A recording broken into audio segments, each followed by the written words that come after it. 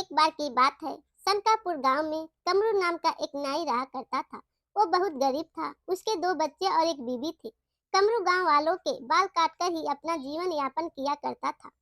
एक दिन कमरू की पत्नी बोली, अरे सुनते हो, घर में खाने के लिए कुछ नहीं बचा है। दोपहर में बच्चे स्कूल से लौटेंगे तो क्या खिलाऊंगी उन्हें। आपका काम कब सही चलेगा। तभी कमरू बोलता है, मैं जानता हूँ सुनीता, लेकिन तुम ही बताओ मैं क्या करूँ।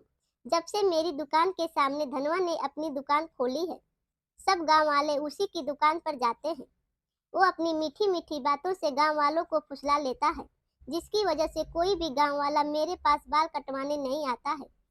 कमरू की पत्नी सुनीता बोली, लेकिन ऐसे ही चलता रहा तो हम भूखे ही मर जाएंगे। देखिए जी, मुझे अपनी चिंता नहीं है, लेकिन मेरे दो छोटे छोटे बच्चे हैं। मुझसे उनकी भूख देखी नहीं जाती। कमरू बोला, तुम चिंता मत करो, मैं कुछ करता हूँ। इसके बाद कमरू वहां से चला जाता है और गांव के सरपंच के पास जाता। गांव का सरपंच कमरू को देखते ही, अरे कमरू, तुम आओ आओ, कैसे आना हुआ भैया, बड़े उदास नजर आ रहे हो, सब ठीक तो है ना। कमरू बोला, सरपंच जी, मैं बहुत दुखी हूँ, इसलिए मैं आपके पास आया हूँ। अब आप मेरी मदद कर सकते हैं।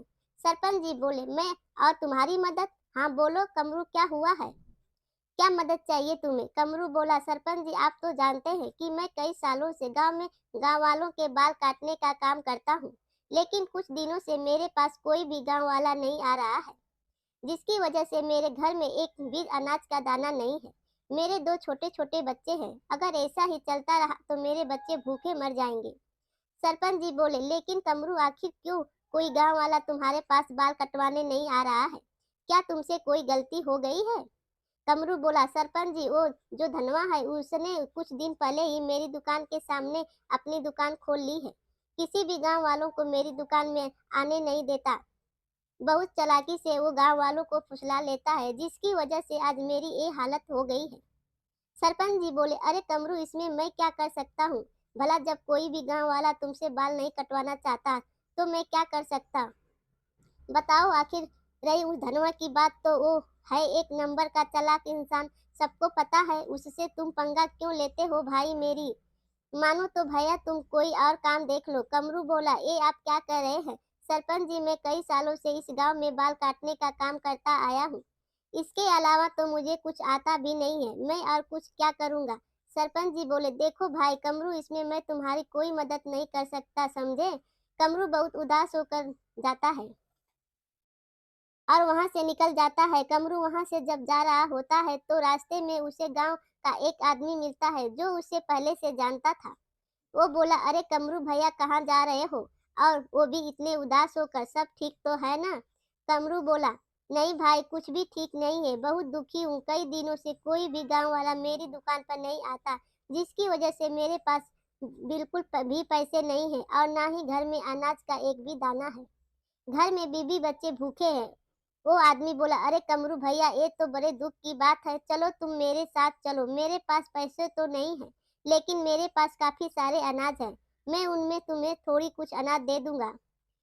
इसके बाद कमरू उसके घर जाता है। वो आदमी एक अनाज की बोरी में से थोड़ा सा अनाज एक लाल पोटली में बांध देता है। वे लो कमरू भाई, इस अनाज को पकाकर तुम अपने बीवी बच्चों को खिला देना। कमरू बोला, तुम्हारा बहुत बहुत धन्यवाद मेरे भाई, मैं तुम्हारा ये एहसान कभी नहीं भूलूंगा।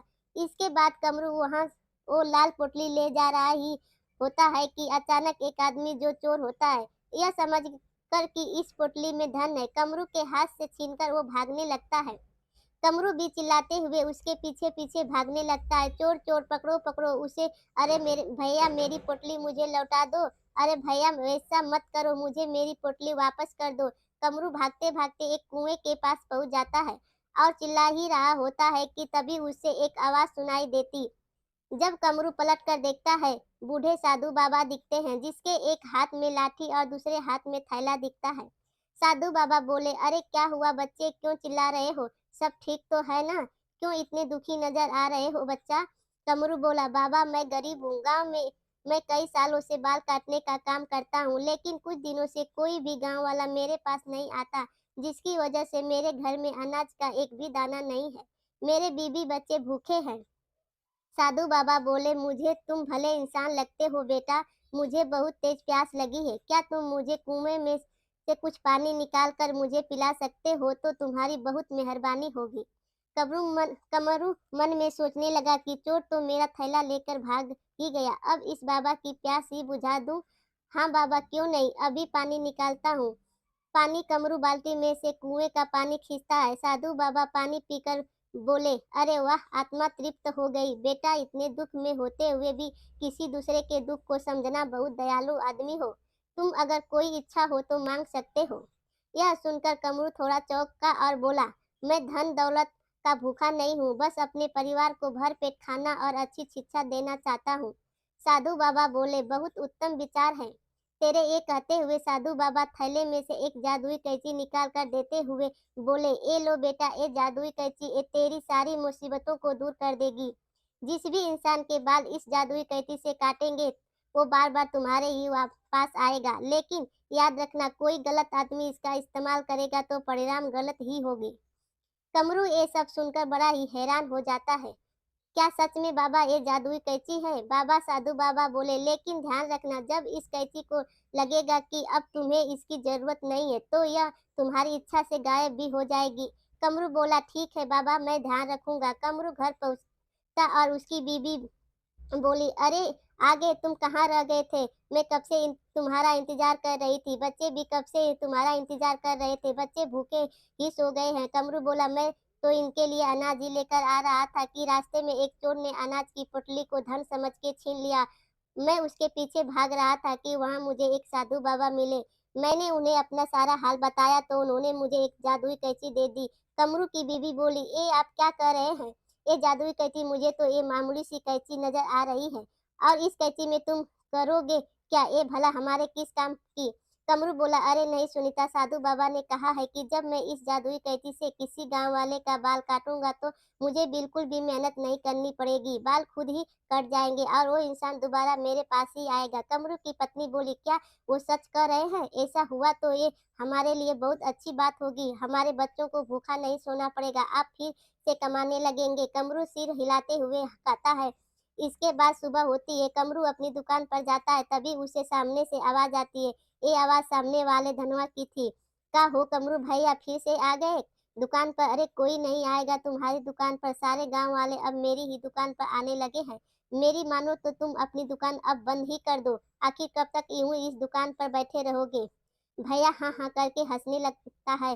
कमरू उसकी बातें सुनकर बहुत उदास हो जाता है और किसी गांव वालों का दुकान में आने का इंतजार कर रहा होता है। तभी एक लड़का उसकी दुकान में आता है और वो कहता है, अरे भाई, मैं नया नया अभी कुछ दिनों पहले यहाँ आया हूँ, मुझे अपने बाल कटवाने हैं। कमरू बोला, हाँ हाँ क्यों नहीं भैया, मैं आपके बाल ऐसा बनाता हूँ कि आप खुश हो जाएंगे। कमरू अपनी जादुई कैंची से लड़के के बाल काटने लगती है। जैसे ही उसके बाल कट जाते हैं वो लड़का बोला, अरे भाई क्या बात है, तुम्हारे हाथ में तो जादू है, जादू, तुमने कितने अच्छे बाल बनाए हैं मेरे। कमरू बोला, क्या भाई आपको पसंद आए मेरे बनाए हुए बाल? वो लड़का बोला, हाँ भाई बहुत ज्यादा, अब मैं आपके पास ही आया करूंगा। और वो लड़का कुछ पैसे कमरू को देता है और वहां से वो चला जाता है। जब वो लड़का किसी भी गांव वालों से मिलता तो सबसे यही बताता कि कमरू से अच्छा बाल कोई नहीं बनाता। उसकी यह बात सुनकर गांव वाले कमरू की दुकान पर आने लगे। अब एक के बाद एक गांव वाले कमरू की दुकान पर आते और कमरू अपनी जादुई कैंची से उनके बाल काटता। कमरू की पत्नी कहती है, अरे सच में ये तो चमत्कार ही हो गया है, वाकई में ये जादू कैंची तो बहुत शक्तिशाली है। जब मैं अपने गांव वालों के बाल काटने शुरू किए हैं तब से सभी गांव वाले आपके पास ही आते हैं। कमरू बोला, हाँ सुनीता, तुम सही बोल रही हो, साधु बाबा ने हमारी ईमानदारी का अच्छा इनाम दिया है हमें। भगवान तेरा लाख लाख शुक्र रहे। आप सही बोल रहे हो जी, अब तो हमारे बच्चे भर पेट खाते भी हैं और अच्छे से पढ़ाई भी कर रहे हैं, सुनीता बोली। कमरू बोला, अच्छा तो ठीक है, अब मैं चलता हूँ। कमरू अपनी दुकान पर आता है, तभी एक मोटा से आदमी उसकी दुकान पर आता है। वो बोलता है, अरे कमरू भैया, बहुत सुना है गांव वालों से आपके बारे में, कहते हैं आपके हाथों में जादू है, तो तनिक जरा आज हमारे भी बाल बना दीजिए। कमरू बोला, हाँ हाँ भाई क्यों नहीं, अभी देखो कितने सुंदर बाल बनाते हैं, तुम भी पूरे गांव में कहते फिरोगे कि कमरू जैसा बाल कोई नहीं बना सकता। बैठो मेरी कुर्सी पर। जैसे ही कमरू उसके बाल कटना शुरू करता है जादुई कैंची अपने आप कुछ ही देर में उसके बाल अच्छी तरह से काट देती है। वो भी बोलता है, वाह कमरू भाई वाह, क्या कमाल के बाल काटे आपने, लीजिए अपने पैसे भाई, मजा आ गया, शाहरुख खान लग रहा हूँ। बिल्कुल। उसके बाद वो मोटा आदमी उस धनवा के पास जाकर, अरे धनवा तुम तो अपना बोरी बिस्तर बांध लो भाई। कमरू के पास तो सच में एक जादुई कैंची है जो उसके एक इशारे पर बाल काट देती है।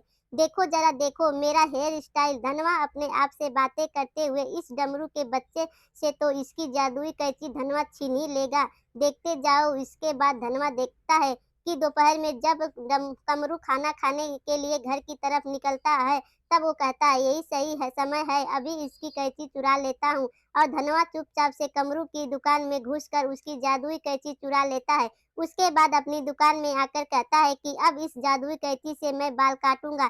तभी एक लड़का धनवा की दुकान पर आता है और बोलता है, अरे धनवा भाई एकदम हीरो स्टाइल में बाल बना दो, आज पड़ोस के गांव में लड़की देखने जाना है। धनवा बोलता है, तुम फिक्र मत करो भैया, एकदम सही समय पर आए हो। अब देखो क्या कमाल का स्टाइल बनाता हूँ। जादुई कैंची ने उस लड़के को बिल्कुल गंजा कर दिया। अब वो लड़का बोला, अरे ये क्या कर दिया तुमने? तुमने तो मुझे गंजा ही कर दिया। एक किस जन्म का बदला लिया तुमने? आखिर मैं क्या बिगाड़ा था तुम्हारा? अब मैं लड़की देखने कैसे जाऊंगा? धनवा बोला, अरे अरे भाई मुझे नहीं पता ये कैसे हो गया, मुझे माफ कर दो भाई। एक तो तुमने सर के सारे बाल उड़ा दिए और बोल रहे हो मुझे नहीं पता कैसे हो गया, मेरे साथ मजाक कर रहे हो। अब सारे गांव वालों को तुम्हारे इस कारनामे के बारे में बताऊंगा। ये अच्छा नहीं किया तुमने। ऐसा बोलता हुआ वो लड़का वहां से चला जाता है। उधर कमरू सब तरफ अपनी कैंची खोज रहा था। यही तो रख कर गया था, कहाँ चली गई मेरी कैंची? किसने चुरा ली? अब मैं क्या करूंगा? और रोता हुआ अपनी दुकान के बाहर बैठ गया। थोड़ी देर बाद एक और आदमी धनवा की दुकान पर आता है। वो बोलता है, अरे धनवा भाई मेरे बाल काट दीजिए, मेरे दोस्त की शादी में वहां जाना है, दिखाओ भाई अपने हाथों का जादू। धनवा बोला, हाँ हाँ भाई क्यों नहीं, अभी बना देता हूँ आपके सुंदर बाल। लेकिन जैसे ही धनवा उसके बाल में वो कैंची चलाने लगता है, कैंची उस आदमी के बालों पर न चलकर उसके कपड़ों को काटने लगती है और एक एक करके उस आदमी के सारे कपड़े काट देती है। उसके बाद कैंची ने तो धनवा के भी बाल उड़ा दिए। फिर वो व्यक्ति बोला, भाई क्या कर रहे हो? ये सारे कपड़े काट दिए, मेरे कैसे काम करते हो? हटो, अभी अभी नए कपड़े पहन कर आया था, अब उसकी भरपाई कौन करेगा? बताओ। धनवा बोला, भाई इसमें मेरी कोई गलती नहीं है, ये कैंची मेरे कहने से नहीं चल रही थी, अपनी ही मनमर्जी कर रही थी, आप मुझे माफ कर दो। वो व्यक्ति बोला, अभी मुखिया जी के को शिकायत करूंगा तुम्हारी, रुको। और वो आदमी गुस्से वहां से चला गया। धनवा सब तो इस जादुई कैंची की बात कर रहे थे, इसने तो मेरा सारा धंधा ही चौपट कर दिया। अपनी दुकान के बाहर बैठा कमरू सब देख रहा था। तभी कमरू धनवा के पास आकर, धनवा तुमने ही मेरी कैंची चुराई है ना? धनवा बोला, हाँ कमरू, तुम्हारे पास ज्यादा ग्राहक देखकर मुझे जलन होती थी, इसलिए मैंने तुम्हारी कैंची चुरा ली है, लेकिन इसने तो मेरा सारा काम ही बिगाड़ दिया। कमरू बोला, क्योंकि ये एक जादुई कैंची है, मेरी ईमानदारी और इंसानियत की नाते मुझे एक साधु बाबा ने दी थी, कोई गलत नीयत से इसका इस्तेमाल करेगा चाहेगा तो यह काम नहीं करेगी। धनवा बोला, मुझे माफ कर दो कमरू भाई, अब से ऐसी गलती नहीं करूंगा। कमरू बोला, एक गांव में ही रहना है, हम लोगों को तो क्यों न ईमानदारी से बिना किसी छल कपट के काम किया जाए। हे जादुई कैंची, अब से तुम आपकी जरूरत नहीं है, कृपया करके आप वापस चली जाओ। कमरू के ऐसा कहते ही जादुई कैंची गायब हो जाती है और इसके बाद कमरू और धनवा ईमानदारी से अपनी अपनी दुकान पर काम करने लग जाते हैं और कभी लड़ाई नहीं करते हैं। जादुई कैंची ने जाते वक्त अपना जादू कमरू के हाथ में डाल दिया था, जिससे कि अब वो कमरू जिसके भी बाल काटता उसकी कारीगरी के दीवाने हो जाते और खूब भीड़ उसके पास लगी रहती थी। वीडियो अच्छी लगी तो लाइक कीजिए, दोस्तों में शेयर कीजिए और नई नई कहानियां को देखने के लिए चैनल को सब्सक्राइब